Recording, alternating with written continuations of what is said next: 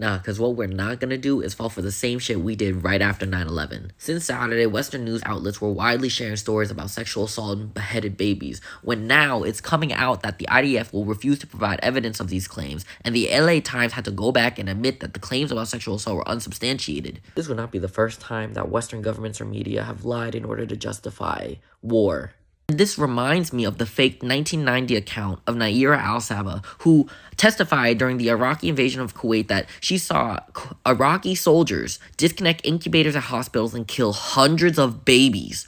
Her testimony was cited by 7 senators to justify the use of force in entering the Gulf War. Later on, though, it turned out that she was the daughter of a Kuwaiti diplomat and that the testimony was organized by a public relations committee set up by the Kuwaiti embassy, described by the New York Times as a Washington, D.C.-based committee comprised of concerned Kuwaitis and Americans. In 2003, Bush lied to us on public TV saying Iraq had weapons of mass destruction to justify the invasion of Iraq. That turned out to be BS, and the price of that BS was hundreds of thousands of Iraqi lives.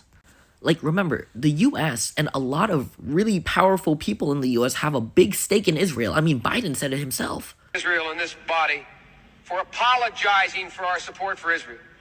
There's no apology to be made. None. It is the best $3 billion investment we make.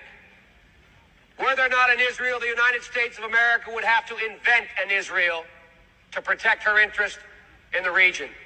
I'm begging y'all to search for evidence and not fall into the emotional traps laid by Zionists, arms dealers, imperialists, and war criminals that will allow them to justify their ongoing 70-year genocide against the Palestinian people. Because let's remember what Malcolm X warned us about. If you're not careful, the newspapers will have you hating the people being oppressed and loving the people doing the oppressing.